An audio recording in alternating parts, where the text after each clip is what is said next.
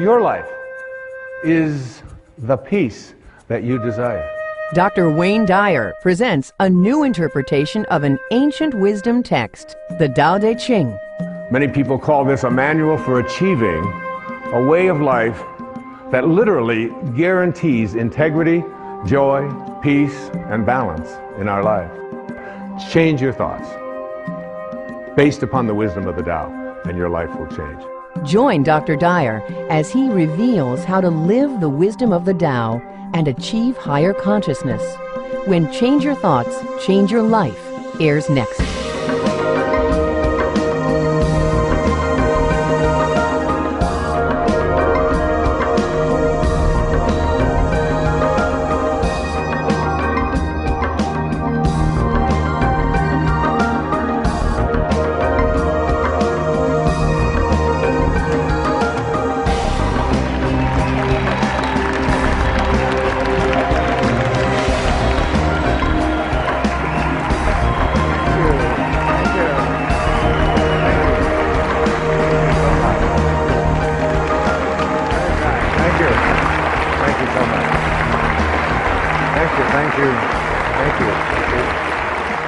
Please, thank you so much. It's so wonderful to be back on public television. It's now 10 years we've been creating public television programs. It's been a wonderful journey. I obviously support public television. It's a way to bring higher consciousness to our entire country, and I'm proud and pleased to be here. This is a program about changing your life. Not in the traditional way that we think of when we think about changing our lives. Usually that means changing your behaviors, retraining yourself, getting new habits, going out and trying them out and changing your life. This is about changing your thoughts, and then your life will change. Change your thoughts, change your life. It's the name of this program, it's the name of the book. It is something that I very strongly endorse, that we have within us the ability and the capacity, through the way that we use our minds and the way that we process things and events, to make our lives totally shift and change around. And I can tell you that it doesn't make any difference what age you are, whether you're a teenager watching this, or whether you're someone in your 60s, 70s, 80s, or anywhere along the way. You can make that change. And I'll tell you, it happened for me. 2 years ago, on the 10th of May, I turned 65. And the next day, on the 11th of May, I had a life-changing thing take place for me. I changed the way that I was thinking about who I am, about what kind of a man I am, about what kind of a person I intend to be for the rest of my life and where I'm going. And something began to resonate with me that I had to make a shift and make a change at the age of 65. I had a wonderful office, which was really a townhouse. It was filled with over 20,000 books. It was filled with clothing. It was filled with records of all kinds. It had pictures on the wall. I had awards that I had received over the years, and everything that I had accumulated, literally, in this physical world, had accumulated in that office. I turned the key and handed it to my manager, Maya, who's been with me for almost 30 years, and I said, I would like you to sell everything, or distribute everything that's in there. Sell the townhouse, get rid of it. Take all the records, all the books. I got rid of my shoes. And I left it all behind and turned it over to her to get rid of everything. I detached myself from a lifetime of accumulations, and I moved full-time to a place over in the middle of the Pacific Ocean on one of our great islands called Maui. And in the next months, I began to get a lot of things coming to me about what my life was to unfold, things that I wasn't even expecting. And I think about this idea about what age you are, and whether or not changes and shifts can be made, and how difficult so many people attribute this to, they say it's just, that's an impossibility. I couldn't possibly do that. I'm so attached to all of these things. Or I'm too old. I've been living in the same place too long, whatever it might be. Right here in this audience is one of the women that I revere, I think more than any other woman I can think of in the professional world. At the age of 60, she changed her thoughts, and her life changed dramatically. She started a publishing company called Hay House, which is one of the world's largest publishers of spiritual and higher consciousness materials. She wrote a book called You Can Heal Your Life. She's here today. Her name is Louise Hay. Louise, would you stand up and be acknowledged?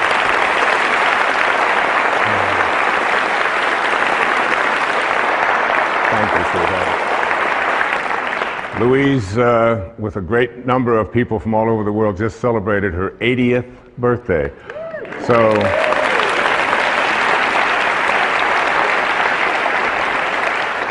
I should look so good even at 60, all right? And I'm just so deeply honored that you're here, dear. Thank you. What happened for me in the next few months was absolutely life-changing. I had a friend tell me who was severely addicted to all kinds of drugs and alcohol, who was basically very close to death.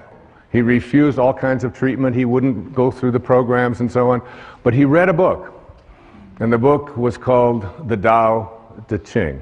The Tao Te Ching. T-A-O-T-E-C-H-I-N-G. Tao Te Ching. Tao in ancient Chinese means the way, the great way. Te is the term that means the application of or the virtue of. And Qing, in ancient Chinese, means book. So it's the book for applying the virtue of living the way. That's what this book means. And he told me that, and I thought, I've heard of the Tao Te Ching, I've heard of Taoism, I'm familiar with that. I had read about it when I was in college. I'd even lectured a little bit about it when I was teaching at a university in New York City, at St. John's University. It was something that I had sort of a cursory awareness of. But it wasn't something that I was really profoundly interested in. I was watching a TV show one night and someone talked about the Tao on there. I walk into a bookstore and there's a copy of the Tao. This is all happening in the 6 months or so that between when I had left and knowing that it was time for me to detach myself from all of the things that had been so much a part of my life and move on into a new area of my life. So I couldn't resist it any longer, and I said, I really want to read the Tao, and I'm going to take the next year, a full year, and in that year, what I would like to do is I would like to read each verse.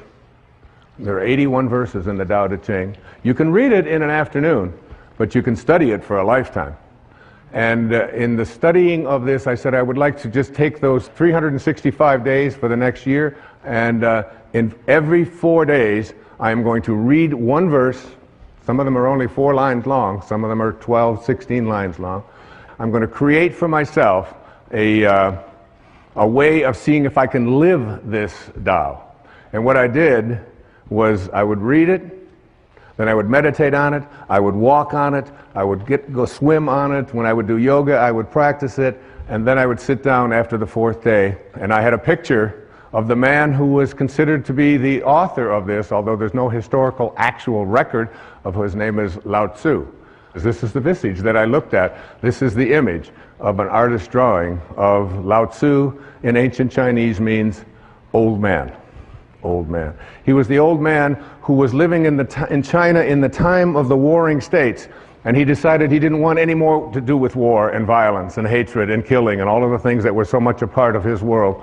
And he got on his oxen and he left, and before he left to go off and be by himself, he dictated some 5,000 Chinese characters, these 81 verses that became the Tao Te Ching. There are some people who call the Tao Te Ching the wisest book ever written. If you Google this thing called the Tao Te Ching, this thing called the Tao Te Ching, you'll come up with over 1,300,000 hits on the Tao Te Ching. Not only that, there are 14,000 translations of the Tao Te Ching that I have come across. So what I did is I took 10 of those translations, the ones that seem to be the most relevant, the ones that seem to have the most meaning to those people who lived in this part of the Western world, and I combined them into what I consider to be the most useful translation of the Tao Te Ching.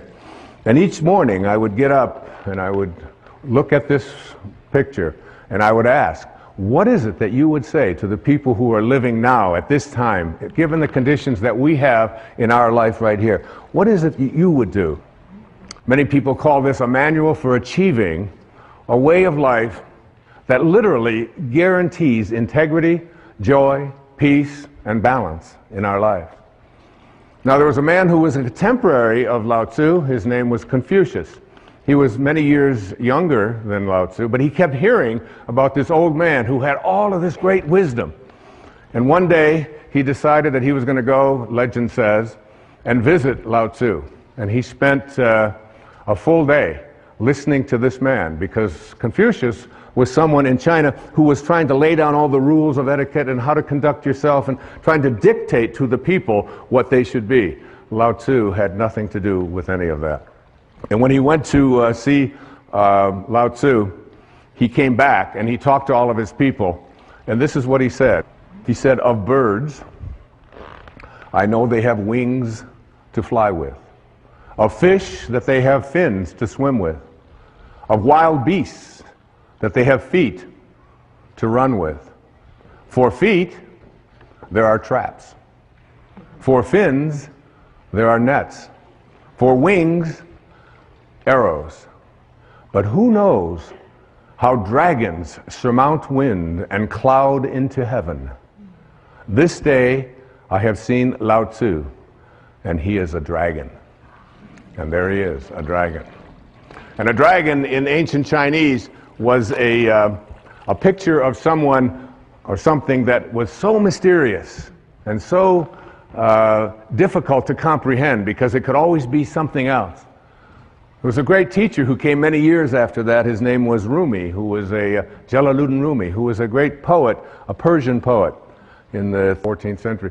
And he had a line. He said, "The day that you were born, a ladder was set up to help you to escape from this world." I believe that the Tao Te Ching and this thing that I have done, this Change Your Thoughts, Change Your Life effort that I spent 1 full year on every single day, doing exactly what I just said, is a ladder that will help you to return. In the Tao, there's a very famous line. The 40th verse of the Tao says, "Returning is the motion of the Tao." Returning is the motion of the Tao. So that all of us came from a divine spiritual essence, invisible. Everything in the world of form emanated from something that is formless. There was a split second when you went from non-being to being. And what Lao Tzu was trying to teach was to be able to return to that place from which you came and live your life from the spiritual perspective and become a God-realized being. Another great poet, T.S. Eliot, once said, "We shall not cease from exploration. And at the end of all of our exploring will be to arrive where we started and to know the place for the first time." For the first time. What I'm asking you to do, and what Lao Tzu seemed to be saying, was learn to die while you're alive, because you will ultimately return. All of us have a return trip, a round trip ticket when we came in, didn't we? But if you could learn to die while you're alive, and there's a great story, I have to tell you this story. I want to read this story to you. It's a way to look at this idea of dying while you're alive. It goes like this. To die while we are alive gives us the only opportunity we will ever have to get outside of this package that houses us temporarily. There's an ancient parable that repeated generation after generation by the spiritual masters of India, which illustrates this point. Listen to this wonderful story. A traveler from India went to Africa to acquire some local products and animals, and while in the jungle, he saw thousands of beautiful, multicolored talking parrots. He decided to capture a talking parrot and take it back as his pet. At home, he kept his parrot in a cage, and he fed him, and he gave him wonderful seeds and honey, and played music for his pet, and generally he treated him very well. When it was time for the man to return to Africa 2 years later, he asked his parrot if there was any message that he could deliver to the parrot's friends who were back in the jungle. Well, the parrot told his master to say that he was very happy in his cage, and that he was enjoying each day, and to convey his love. Well, when the traveler arrived back in Africa, he delivered the message to the parrots back in the jungle. Just as he finished his story, a parrot with tears welling up in his eyes fell over dead. The man was alarmed, and he decided that the parrot must have been very close to the parrot in the cage, and that this was probably the reason for the sadness and for his demise. When the traveler returned to India, he told his pet what had happened. As he finished his story, the pet parrot's eyes welled up with tears, and he kneeled over dead in his cage. The man was astounded, but he figured that his pet died from the despair of hearing of the death of his close friend back in the jungle. The trader opened up the cage and tossed the dead bird outside onto the trash heap. Immediately, the pet parrot flew up to a branch on the tree outside. The trader said to him, "So you're not dead after all. Why did you do that? You tricked me." And the parrot responded, "Because that bird back in Africa sent me a very important message." What was the message? The trader wanted to know. He told me that if you want to escape from your cage, you must die while you're alive. We must indeed die while we are alive, in order to be able to look back at our waking consciousness and see ourselves trapped in our cage, which in our case is our body. And then we will see how unnecessary it is to remain caged. Isn't that a great story? I love that story. Yeah, you can applaud. What I encourage you to do is to create for yourself a sacred space. And in this sacred space, I would like you to place everything that has energy value to you. Photographs. I have this photograph that I looked at every day for 1 year and began to talk to after a while. It's a little weird, but you begin to get this idea. And those of you who wonder why I am wearing no shoes, I'd like you to know that where I live, you never walk into a sacred space with your shoes on. It would be considered dishonorable to do so. And to me, this stage, this setting, this beautiful place, and this beautiful symbol is a sacred, sacred space. I live without shoes. I heard it said once that if you wear shoes everywhere you go, the whole earth will feel like leather. And it's nice to feel what the earth feels like and to feel that naturalness. So in that sacred space, you will feel the energy of the photographs, of any mementos that you have, of pictures of your children, of drawings, of statues, of anything at all that you can think of.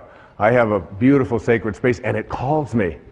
And as it calls me, when I go into that place that is so profoundly sacred to me, the most beautiful things begin to happen for me, particularly in the middle of the night when no one else is up, and I feel closest to God, and I feel closest to this beautiful old man who sent so many important messages to me through his Tao Te Ching and in my meditations to help me to create this program, Change Your Thoughts, Change Your Life, Living the Wisdom of the Tao.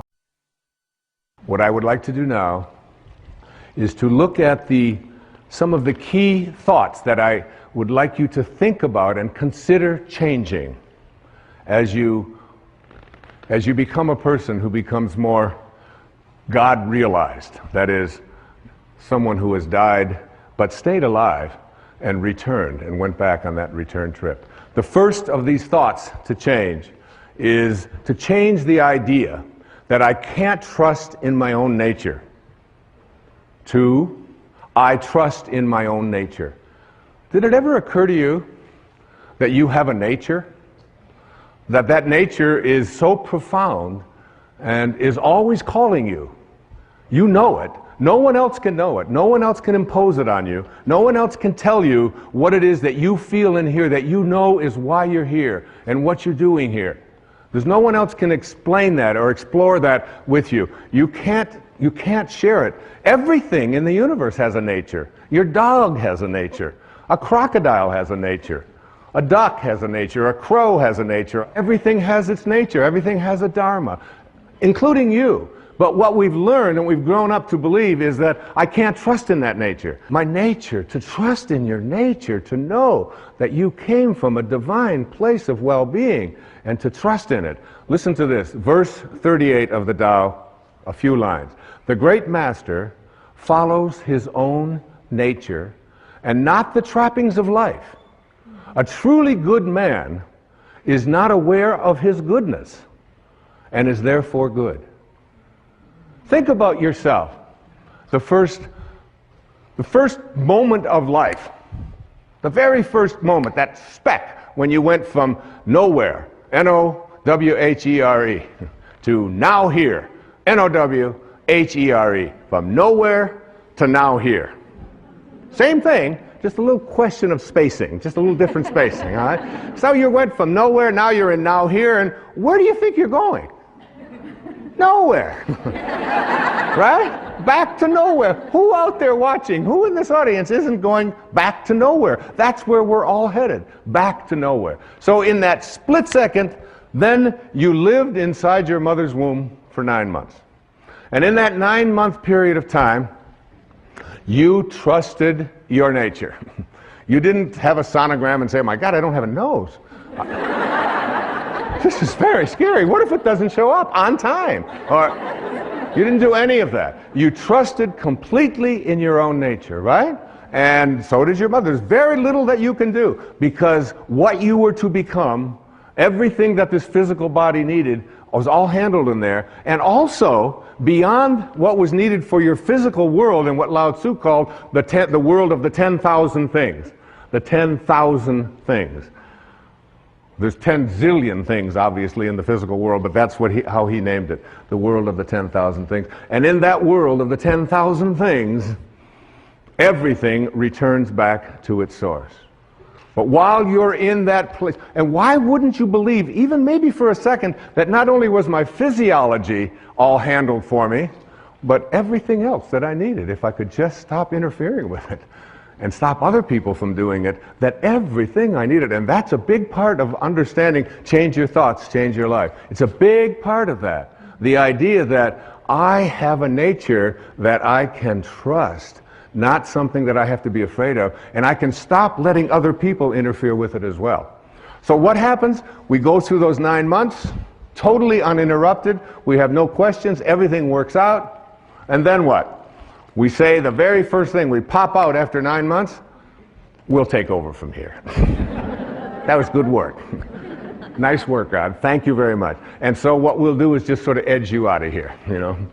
So we edge God out. We take on an ego, E-G-O. And we edge out and we say, we'll take over. And we have an ego, and this ego, what this ego does is it takes on a set of beliefs. And these beliefs are that I am what I have, that I am what I do, that I am what other people think of me. So we're raised to believe that the more stuff I accumulate, the more things that I get, this is who I am. The more that people like me, this is what I'll get, and on it goes. I want to tell you a story.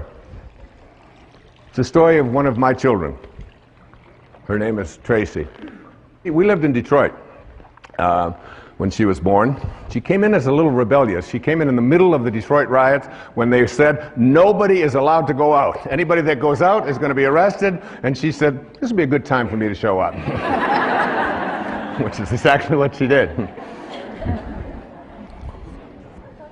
So when she showed up, after about the second or third year, Tracy went to preschool. And she came home from preschool. She was about 3. And in that time she came home and she said, she handed me a paper, and it had a gold star at the top of the paper. And I looked at it and I said, and she said, Daddy, I got a gold star, I said, I'm not really interested in gold stars. I said, but what are you doing? What is this? What? She said, well, we did something in school called adding, and I got them all right, and I know how to. I said, adding?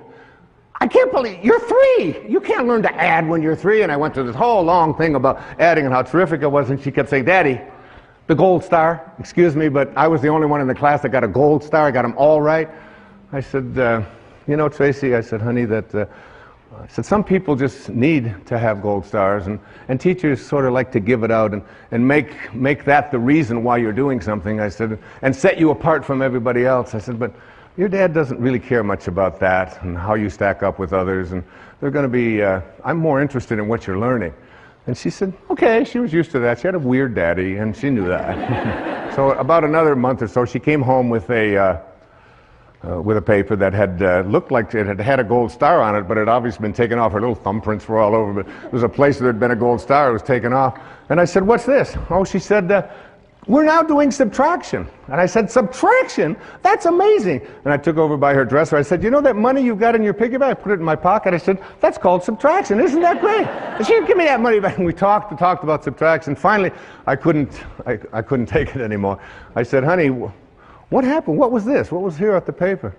And she said, that. She said, the teacher gave me one of those gold stars. I said, really? I said, well, what happened to it? Oh, she said, I took it off. I said, well, what'd you do with it? She said, I gave it back to her.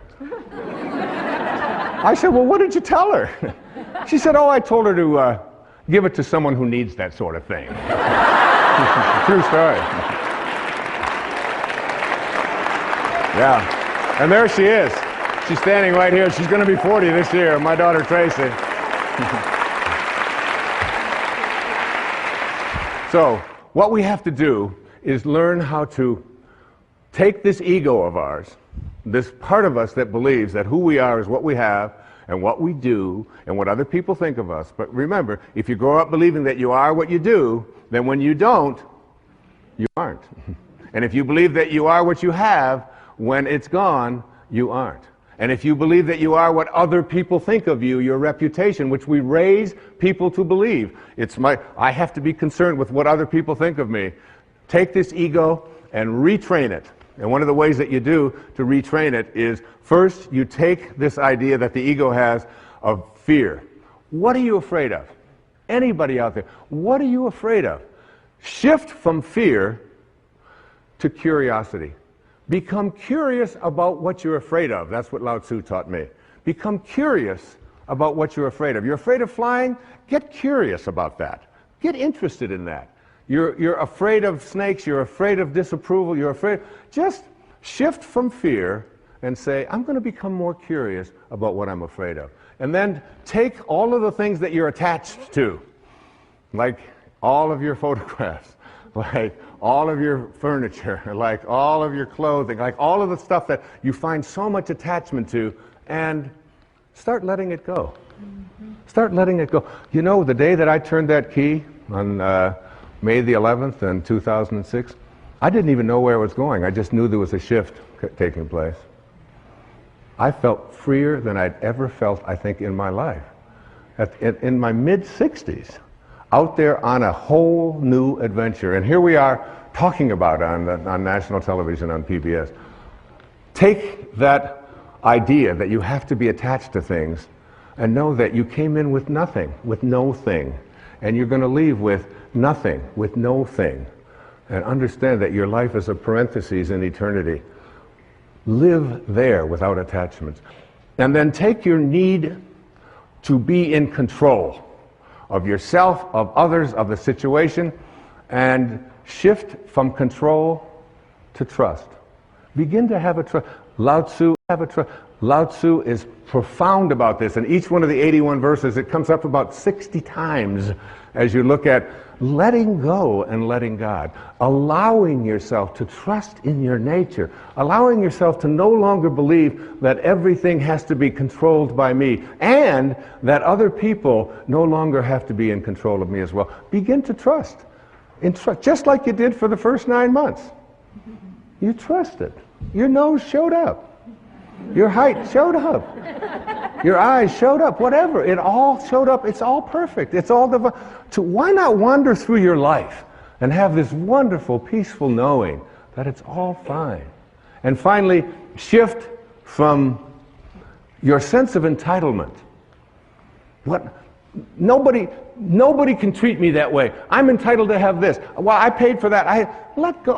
That in 1 year, I let go of all of my entitlements. I don't feel I'm entitled to anything. I'm just here. Shift from entitlements to radical humility.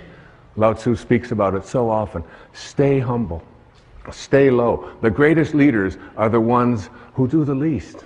The ones who stay back and just model and allow. And at the end of the day, in one of the verses of the Tao, it says, the people will say, we did it ourselves.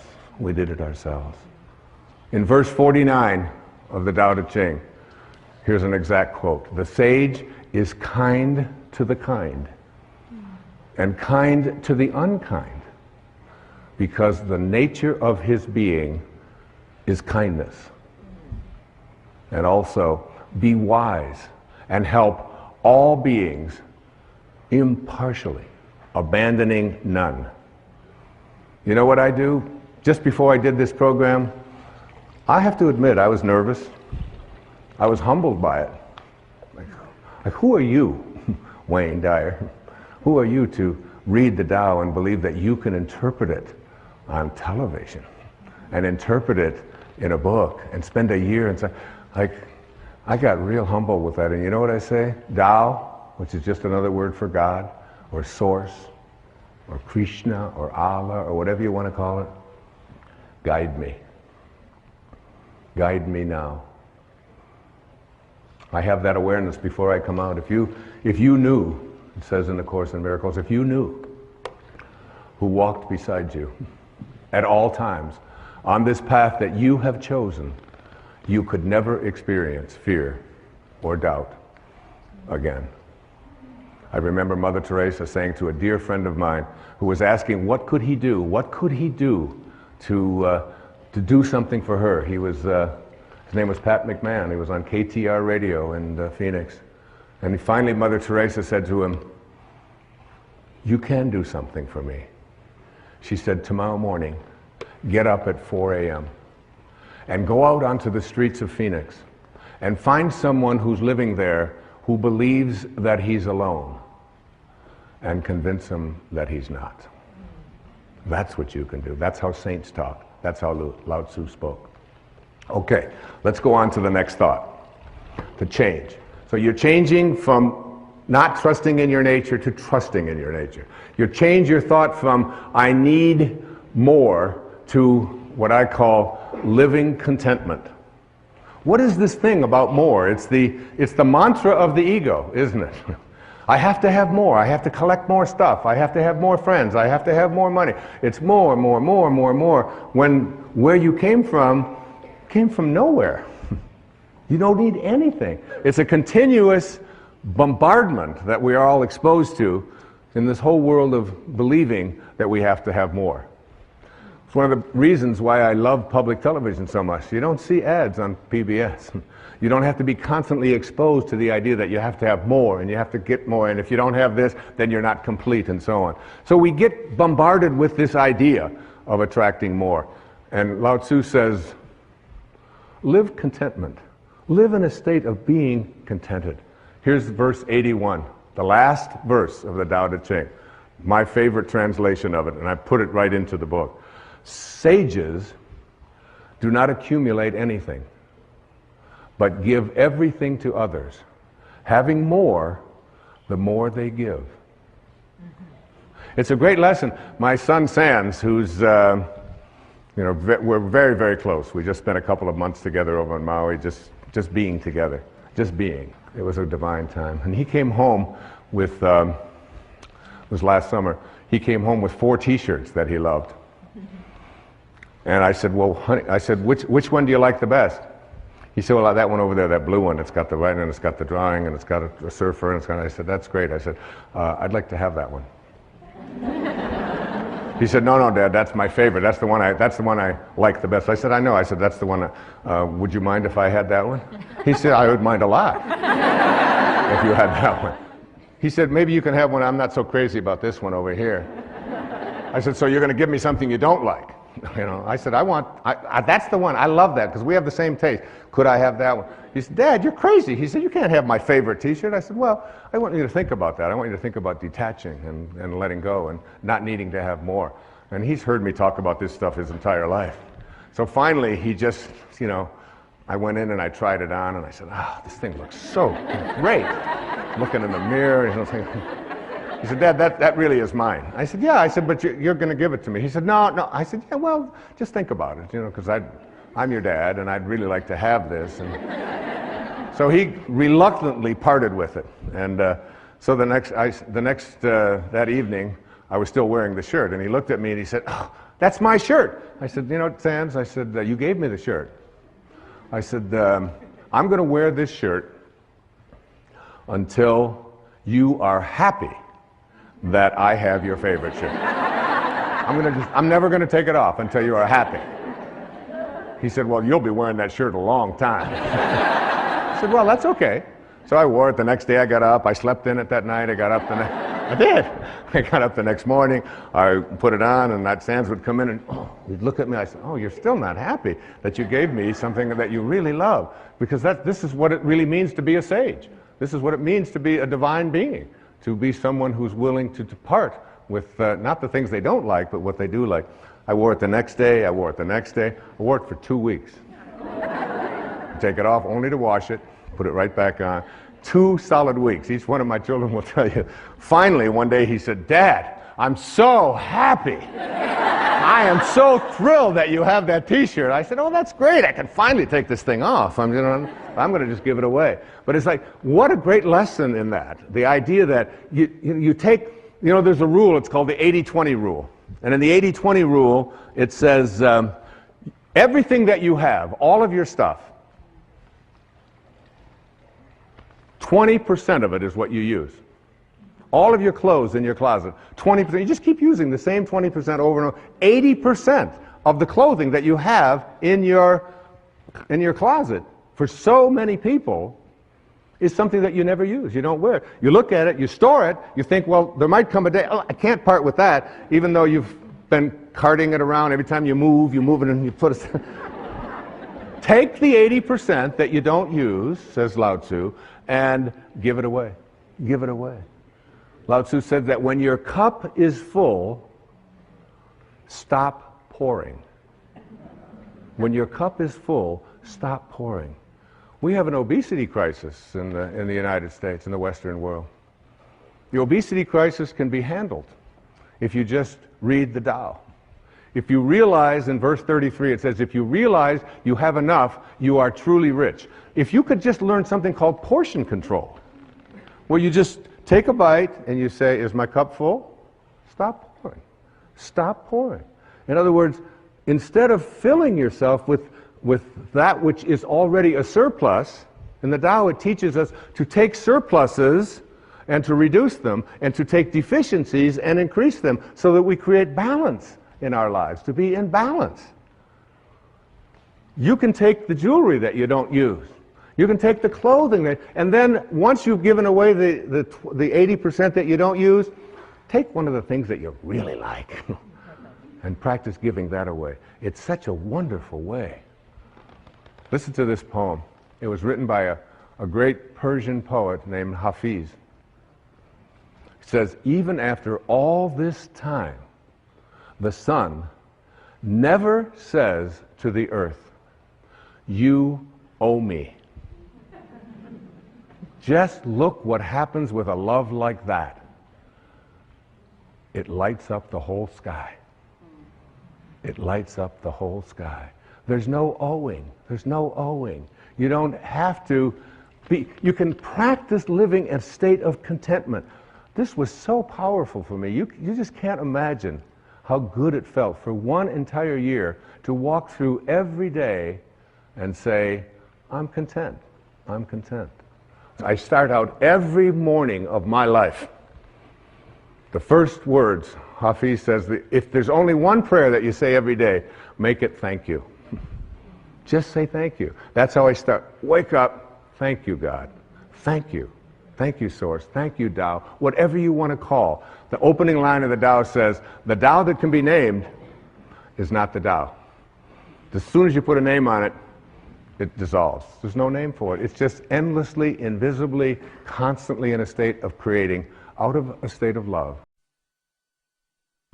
The next thought that the Tao teaches us to change. Change your thoughts. Change your life. You really do. See, so much of the previous PBS specials that I've done on inspiration and intention, these were teaching people generically how to think differently. What Lao Tzu taught me was what to specifically think in place of thinking that. Instead of thinking that I don't trust my nature, he said, trust your nature. Instead of saying, I need more, he said, you need less. More is less. That comes right out of the Tao.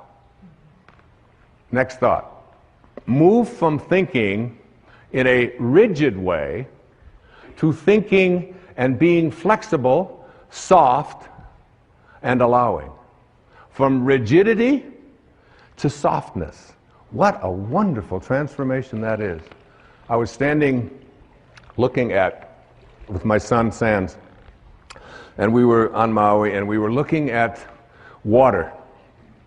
As water was going against some rocks and some cliffs and so on.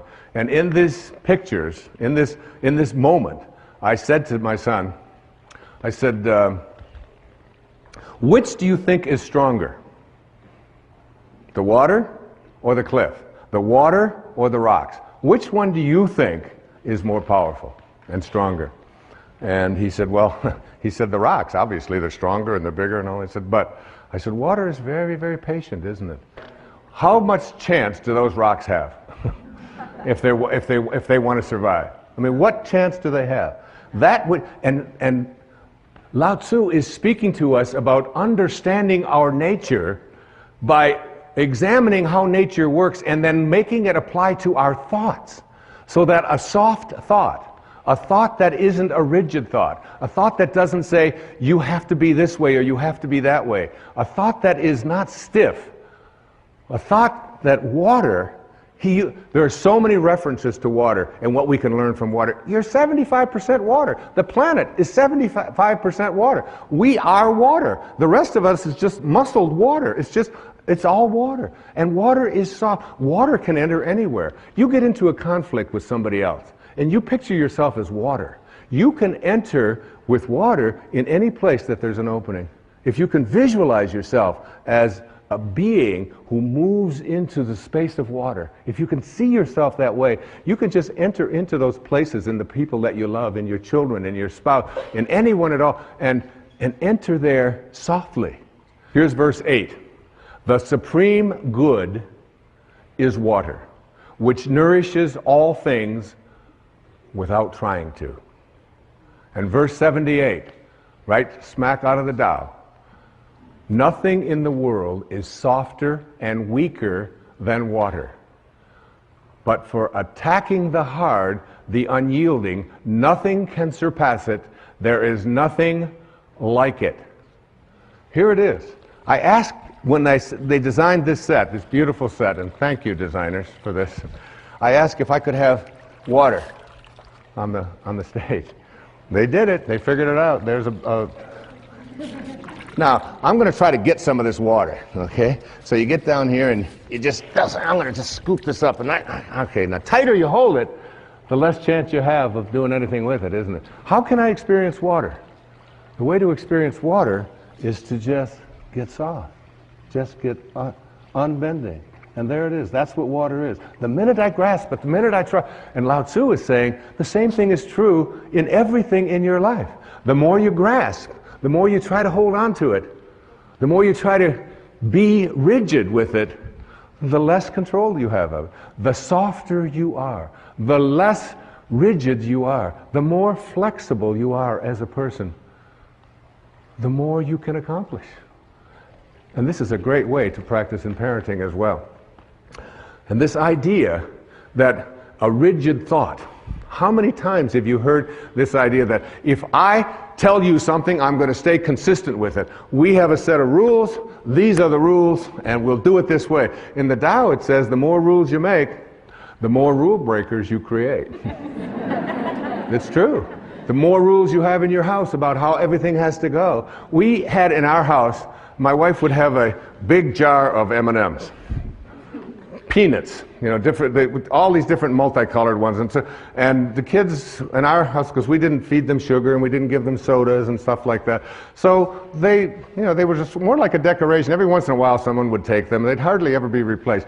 Now, when we had kids come over to our house who weren't ever allowed to have such horrible things, you should have seen their behavior.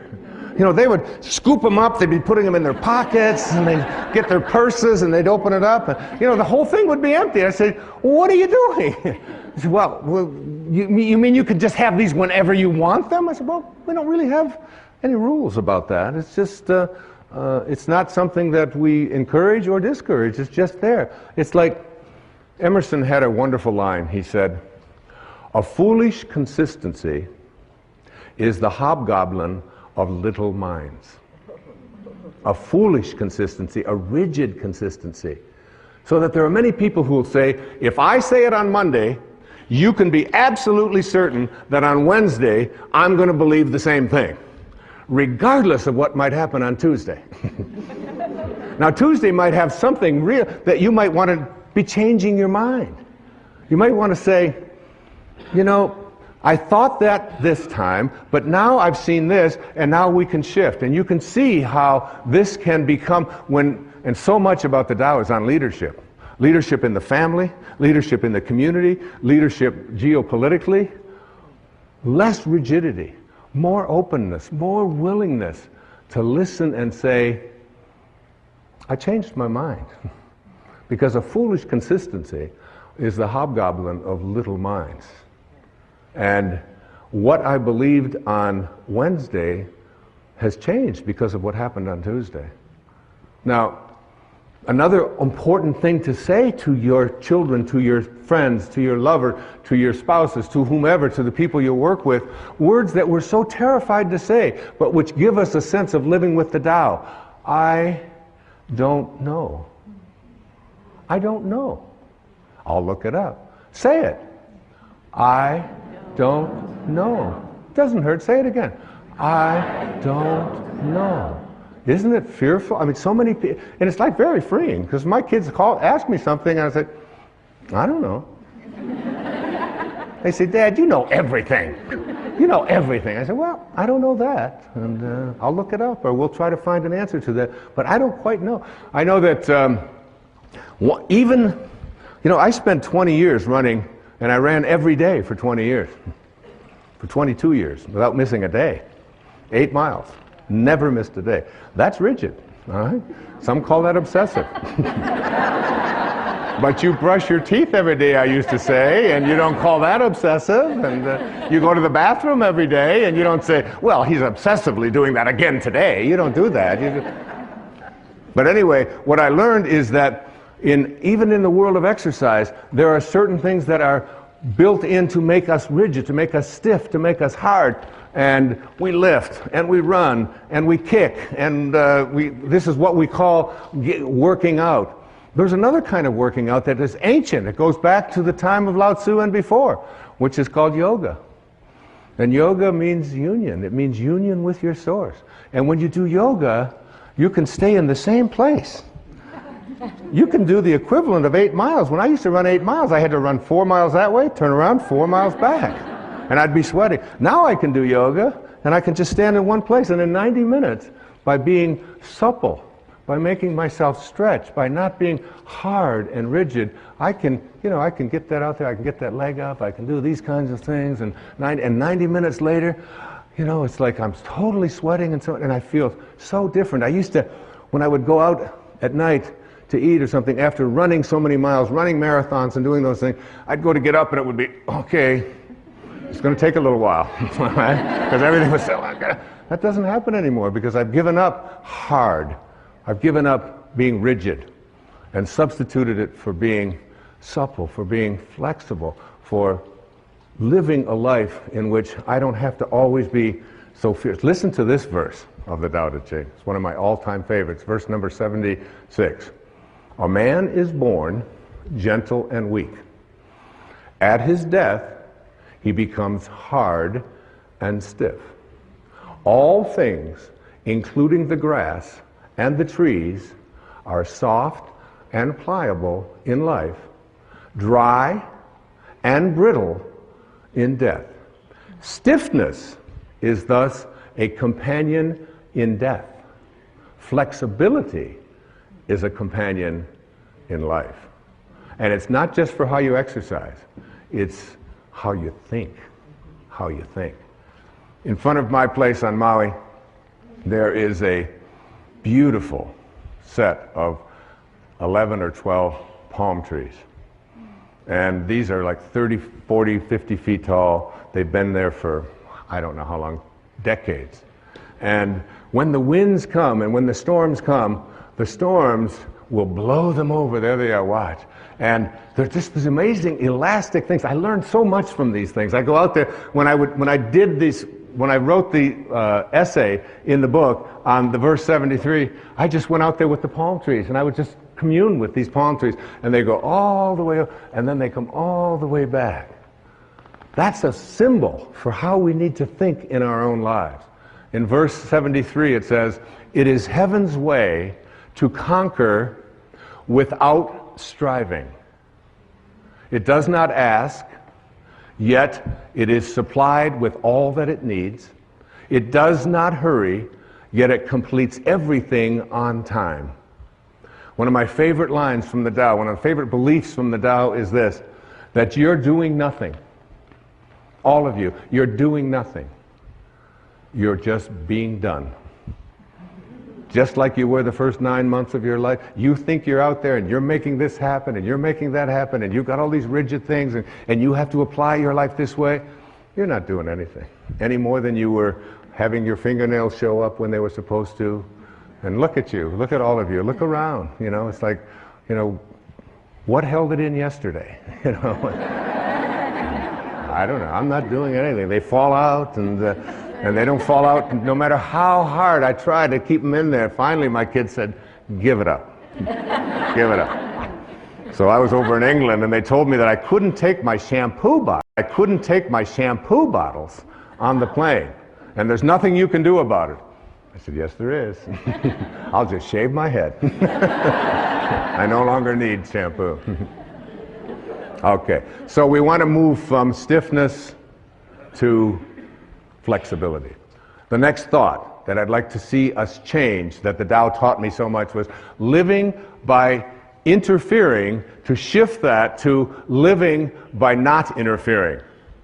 Do you know that every one of your children have the anchor of the universe located within them? And that Khalil Gibran, this is a paraphrase, he said, "Your children are not your children. They are the products of life's longing for itself. They come through you, but not for you. They're not there for you. So what are you doing interfering in their lives?" Now, I'm not talking about letting them play out in the traffic or play at the edge of a swimming pool if they don't know how to swim. I'm not talking about that. I'm talking about, I called this when I was working on this and living this and practicing this for that full year of 2006, the bite your tongue, zip your lip verses of the Tao. Verse 29 of the Tao. Do you think you can take over the universe and improve it? I do not believe it can be done. Everything under heaven is a sacred vessel, and cannot be controlled. Trying to control leads to ruin. Trying to grasp, we lose. Allow your life to unfold naturally. Allow other people's lives to unfold naturally as well. We have parents, I see them a lot. They're called helicopter parents. Because they're always hovering. They're hovering over their kids and they're telling them what to do and what not to do. And my son came over from England, my son Shane, and he was going to get ready to go to college, in America. And my wife said to me, so you're going to take him and show him about registration, right? I said, oh yeah, I'll be doing that. She said, well, make sure that you help him because he doesn't have any idea how to register at the school, this great big school with thousands of people. I said, yeah, and I do, right? I would know how to register kids at school, you know. And so Shane got in the car and I said, it's all going to be fine. You'll all be fine. And we drive over to the campus and I drop him off and I have my tennis racket in the back. And he said, where are you going? I said, well, I'm a prophet. I said, I get paid by the thought. And I have a tennis match, and then I have to walk on the beach so that I get paid by the thought. He said, but what about the registration? I said, well, the registration, I said, you'll do a lot like I did when I learned to register. He said, well, what do you mean? I said, you'll just go up to the people and say, where is registration? And they'll say, it's over there where all of those people are all lined up. Because I remember those days in a college of 40,000 students or so, finding out how to register. Tracy, did I take you to register, honey? No. So he said, you mean you're just going? I said, yeah, you just go with it. I said, you want daddy to walk with you over and take you through graduate? You're 18 years old and you want daddy to register you? He said, oh, no, I wouldn't want that. So we got home at the end of the evening, when I got back home, and my wife had said to me, she said, did you help Shane at registration? Oh, I said, I gave him so much help. Probably the most help he ever had in his life. I taught him how to do things for himself. And so that I wouldn't have to be interfering and hovering over and figuring it all out for them. My children know that when their science project comes up, that I'm there for consultation, but I passed science. I got through that myself. And you'll be doing your own science project. If I can help you, I'd be happy to help you, but I'm not going to be getting the glue and figuring out how to make a time clock and all of that. I said, you know, just look at a clock. That's how you tell time for me, whatever it might be. And it's not an uncaring and it's not a callous attitude at all. It's an awareness that your children have the anchor of the universe located within them. That's what Lao Tzu said. Now, my dear friend, who I love so much, she's right here in the audience, Carrie, right there, Carrie Evans from Maui. She has two beautiful little daughters. And she asked me if I would watch them one afternoon when my grandson, Carter, was visiting. I said, I'd be happy to watch them. She said, but you don't understand. I mean, they're gonna do this and they're gonna do that. I said, you just go off, and she was studying for an exam. I said, you go study, do whatever you have to do. I can handle 3 little kids out at the swimming pool for 3 or 4 hours. I can handle that. So she went off, very nervous, gave me lists, told me what to do, what they might say, what they might not say. And then if she says, now if Kylie says this, you tell Kylie, and if Kamiley says, so it's Kylie, Kamiley, and Carter. All right? So they go out there, and right here, there's a little pool over here, a little swimming pool. And I watch them over in the swimming pool, and Kylie takes the water and splashes my grandson, Carter, and splashes Kamiley, and Kamiley comes over to me and runs over within 2 minutes. Says, Kylie splashed me. Well, of course, I'm working on the Tao. Non-interference. And I said, splashing, honey, is in the way of things. When you're near water, splashing will take place. She said, yeah, but she splashed me. I said, you'll probably work this out. This will all be fine. And she stood there for the longest time with her little lip and so on, and finally she realized she wasn't getting anywhere with me. She went back. Before you know it, one of them had taken, now Kylie and Kamiley are teaming up against Carter. And they pushed him under or whatever. Now one of them is 5, and one of them is 4, and one of them is 7 or 8. And Carter comes running over as fast as he can, runs over. He calls me Bampa. I'm Grandpa. Bampa. Bampa, Bampa, Miley pushed me under the water. I said, Carter, I'm a Taoist master. But Bampa, she pushed me. She put me under the water. I said, you'll just have to work this one out, Carter. I'm a Taoist master. This went on all for the first hour or so. But I noticed as I was less interfering that they were working it out. They tried again after a few times. They'd come over and they wanted this and they wanted them pushed and wanted that. But each time when I let them know that I was watching and making sure they were safe, but I wasn't going to interfere. I wasn't going to resolve it. I wasn't going to settle their disputes for them. I wasn't going to be a helicopter parent, even for an afternoon. And the way that it resolved itself was they had the anchor of the universe within them. They have a nature. They know what to do. One of my favorite things always to say to my children when there's a conflict is, you know what the right thing to do is. What do you think? You know. You have it in your heart. You are a divine being. They all know that. I've said those words to them over and over again. You'll figure it out. You'll work it out. Not I'm going to interfere. I'm going to tell them what to do. You can practice this so many places, so many ways in your life, particularly as parents, even in business. It's very important in businesses to allow the people to say at the end of the day, right out of the Tao, oh, we did that ourselves. We did it ourselves. In the Tao it says, there's a time for everything, and everything in its time. There's a time for everything. Listen to this. There's a time for being ahead, and a time for being at peace. There's a time for being in motion, and a time for being at rest. There's a time for being vigorous, and a time for being exhausted.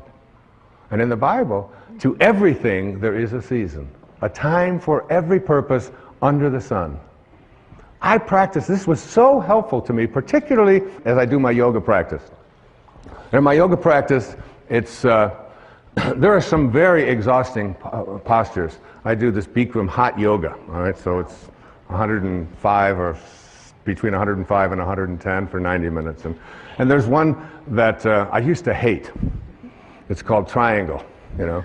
And so you put your foot out here, and then you do this, and then you get yourself up, and you go all the way down, and you get yourself in balance, like here. So you balance, and you take your arms out here, and then you take these like this, and it's 105 degrees in there. You take one, and you're looking up here at your arm, and you look, and you look, and you look, and then you bring it back, and it lasts a full minute. And I used to just wait for that minute to be over. Oh my God, when are they going to bring me out of this posture? It was so exhausting. I started practicing what the Tao teaches. And I remember there's a time for being exhausted. There's a time for that. And as I practiced that, I said, and there's a time for being at rest. And it's coming. Hopefully soon. But in your life, there's an awareness that there is a time for all the things that go on that you think shouldn't be happening. In the Tao it says that hidden in all misfortune is good fortune. Hidden in the misfortune that you have is good fortune, because no storm can last forever. Even nature cannot create a storm that lasts forever. Ultimately, hidden within every storm is calmness. Hidden within every flood is drought and dryness. Hidden within all of the storms of your life is the peace that you desire. And it leans on you if you stop telling yourself and just let yourself go with it, to be at harmony with it, rather than trying. You can see why this is called the wisest book ever written, and we're just touching on it here, just touching on this. Lao Tzu was green before Al Gore. He was. This is verse 39 of the Tao Te Ching. When man interferes with the Tao, the sky becomes filthy, the earth becomes depleted, the equilibrium crumbles, creatures become extinct, therefore nobility is rooted in humility. Finally, I'd like to say to you, in understanding this idea of the Tao, is to take time yourself for being in nature. Take an hour a day. Every day of your life, take an hour a day, no matter how busy you are, no matter what scheduling that you have, to get out in nature. Walk barefoot on the grass. Walk barefoot. It's one of the great ways to overcome an inability to sleep at night. Just go out when you can't sleep and just walk on the grass, walk on the earth, and reconnect yourself. Now, go out and be with the tree and look at what you can learn from nature. Look at these trees. Look at these animals. You can study. Look at that. You can study a flower like that is so magnificent as it's unfolding. That's an actual photograph of this thing growing and unfolding there. Be with that. You have much to learn from nature, from water, from the sky, from the winds, from the trees, from the birds. The more you do it, the more you see yourself in all of them. The more you'll feel yourself as a connected being, living the Tao. Another thought to change. To change from thinking big to thinking small. It's so much of the Tao has in it statements that seem so paradoxical and so confusing to us. More is less. Less is more. Think small and get great things done, accomplish great things. Listen to verse 64 of the Tao Te Ching. A tree that fills a man's embrace grows from a seedling. A tower 9 stories high starts with 1 brick. And here's the most famous line out of the Tao. A journey of 1,000 miles begins with what? The first step. 1 first step. Okay? So, today I can stand up here on this stage in this beautiful sacred place, in this beautiful yin-yang symbol, on this incredibly beautiful set that feels so much like nature. And I can say to you that in a very short time, this year, I will have completed 20 years without taking a drink of alcohol. 20 years, okay?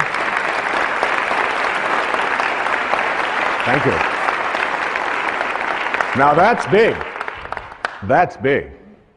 Because I drank every day. Not to get drunk, but I drank every day.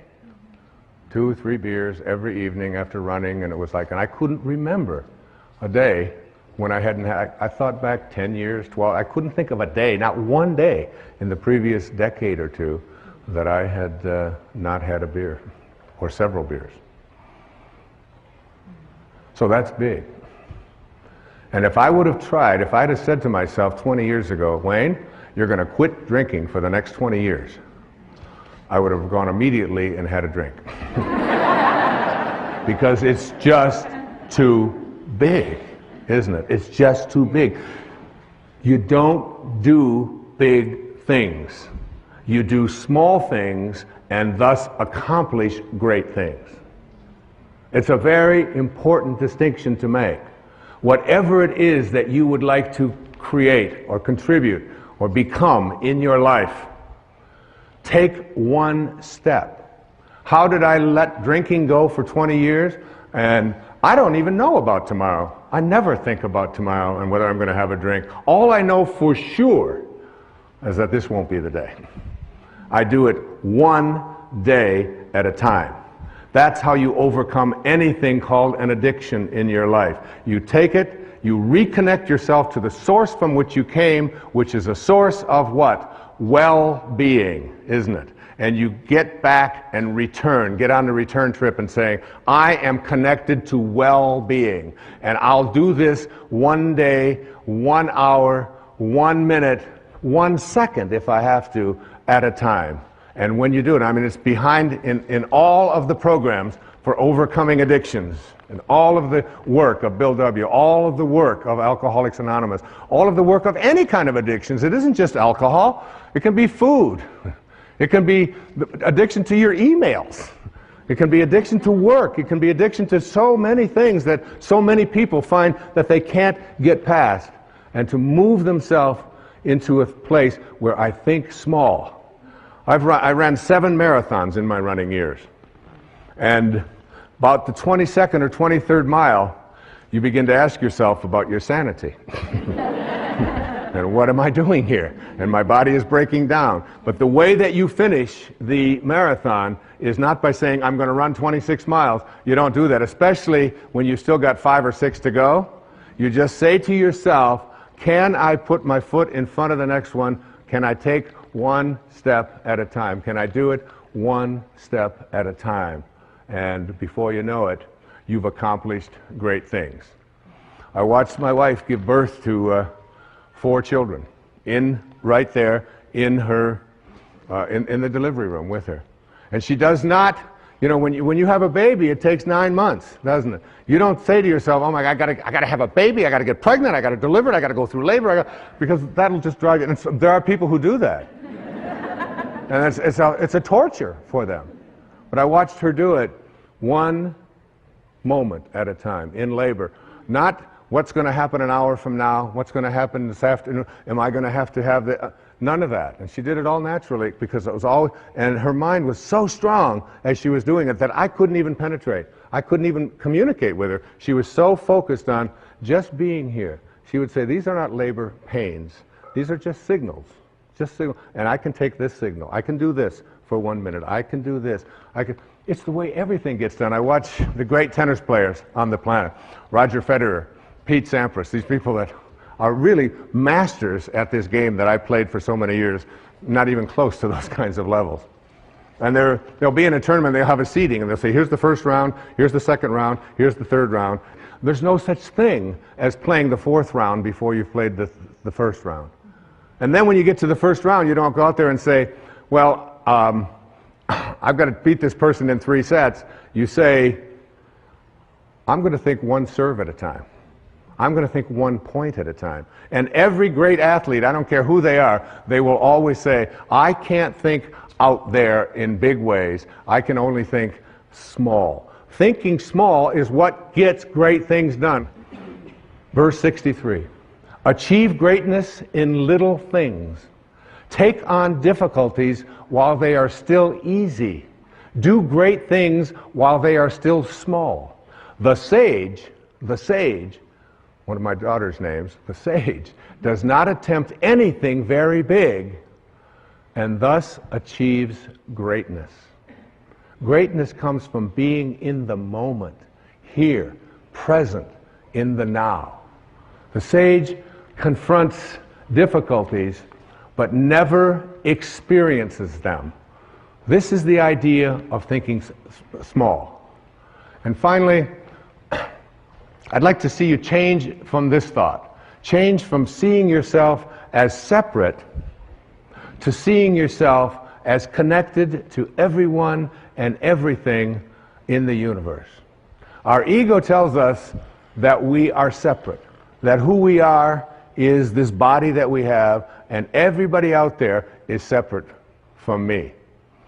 Nothing has been more profound and more powerful. Ego tells us that we are separate, that who we are is this body that we have, and everybody out there is separate from me. Nothing has been more profound and more powerful, nothing has been more profound and more powerful and important for me than this verse of the Tao Te Ching. This idea that we are all one. That all of us emanated from the same source. And by doing so, by emanating from the same source,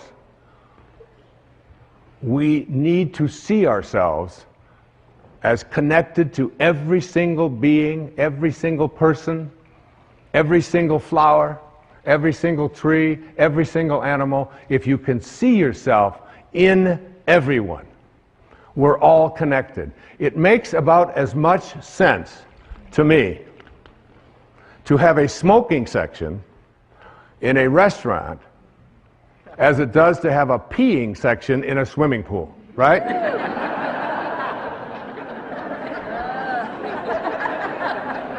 Oh, no, kids, no, don't pee over here. We pee over here. Does that make any sense?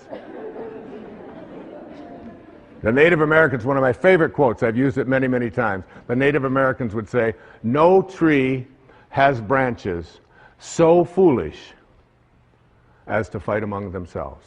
No tree has branches so foolish as to fight among themselves. We are all branches on a tree called humanity. When you read the Tao, when you read this idea about changing these thoughts and changing your life, you're going to see endless verses that speak to the absurdity of the idea of you having an enemy. The idea that you and anyone else on this planet is an enemy. In the Tao it says, I and enemy cannot exist in the same sentence. And he said, even those who go to war, the ones who will triumph in war are those who go to war without an enemy. And they will treat every victory in war not as something to celebrate, but as a funeral, as an indication that we haven't reached the highest place within ourselves to see that even those people that we judge to be our enemy are really connected to us. And it says in the Tao that a bad man is a good man's job, and a good man is a bad man's teacher. A good man is a bad man's teacher.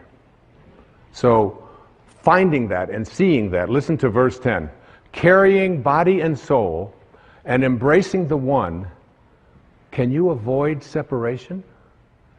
One who heeds this power brings the Tao to this very earth.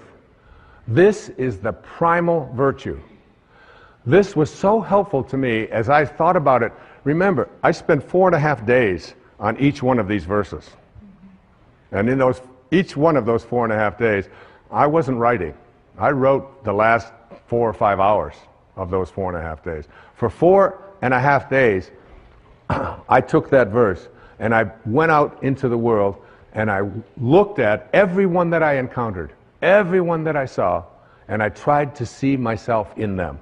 The person that was, dressed differently than I would dress, the person who was not as attractive, the person who was very old, the person who was very young, the person who used language particularly that was possibly offensive. When I would look out there and I would practice not judging, because the only difference between a flower and a weed is a judgment, isn't it? It's just a judgment. It's just a judgment.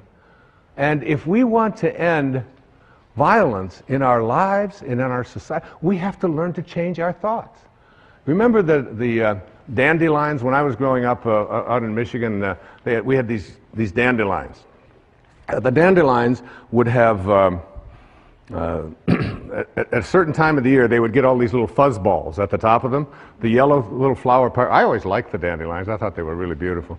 And then they have these little fuzz balls. Now imagine if you want to end the problem of dandelions on your lawn, and you see them all out there with all their little fuzz balls. So you go out there and you take a shovel and you turn it upside down and you start smacking all of the dandelions like this.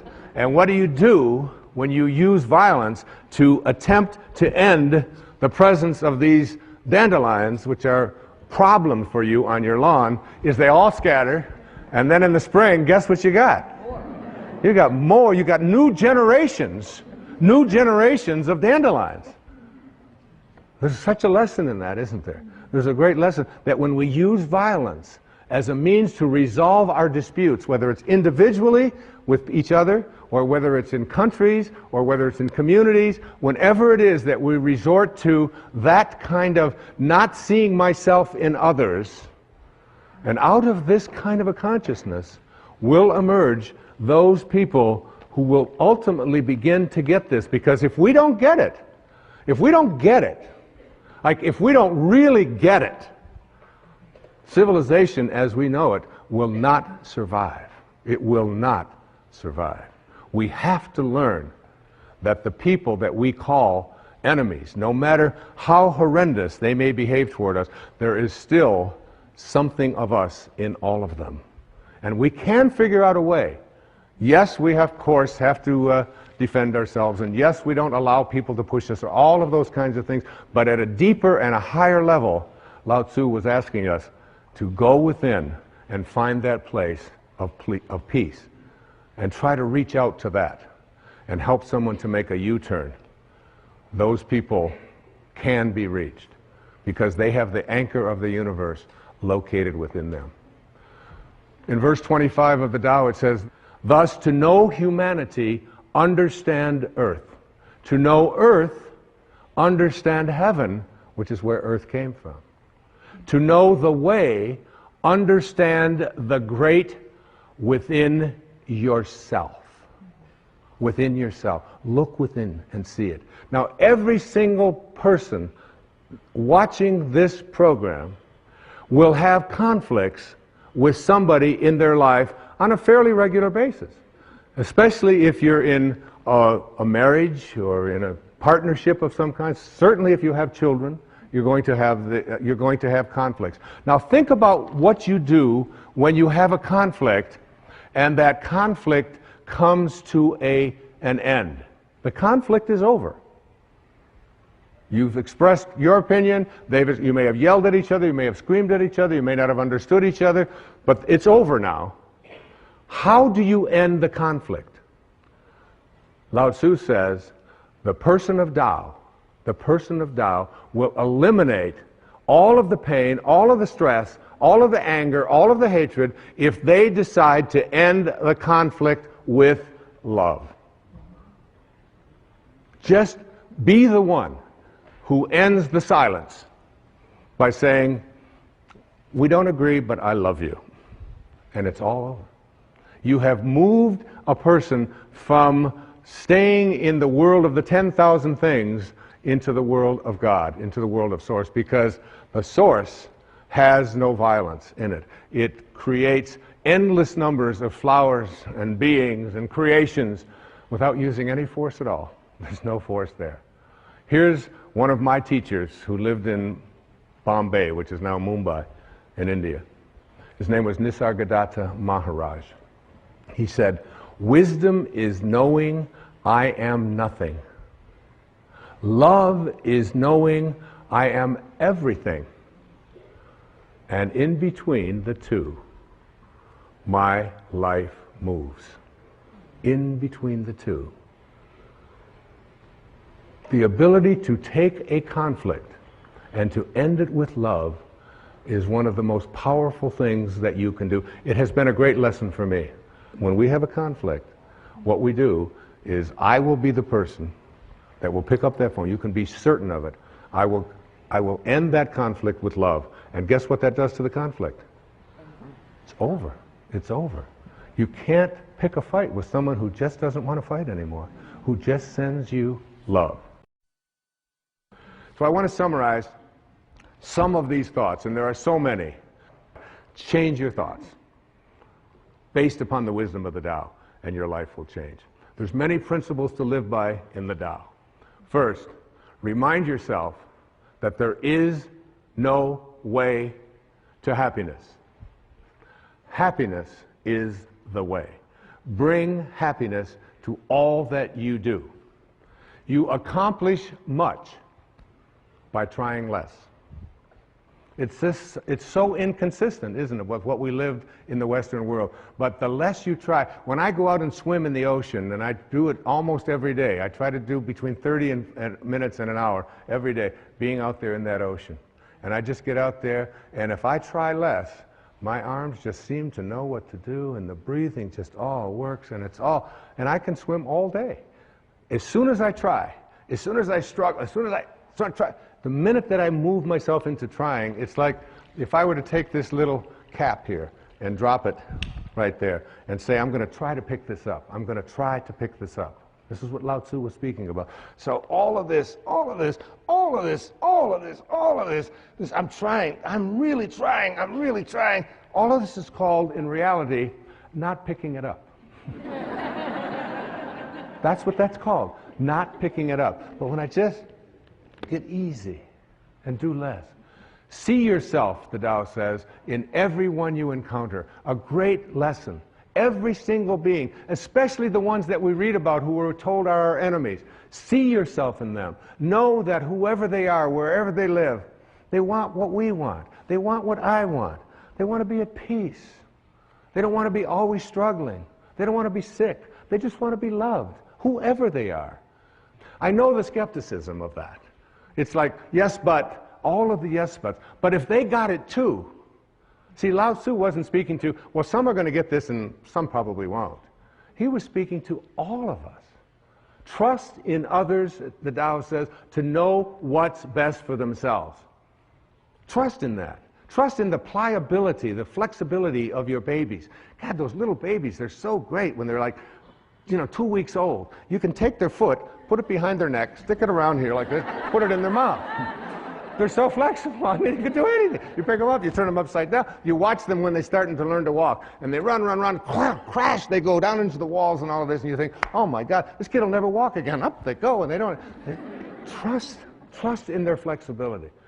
Live without attachment and be generous. Be strong by bending. By bending. We need to learn this in our lives. We need to learn this in the world. It's not so important to be right. It's so much more important when you have a choice to be right or to be kind. Always pick kind. Always pick kind. Practice radical humility. Live low. Live low like the ocean. Stay low. And all the streams will come to it. That's why it's so powerful, because it doesn't lord anything over anyone. And rather than looking for miracles, see everything as miraculous. Everything in your life.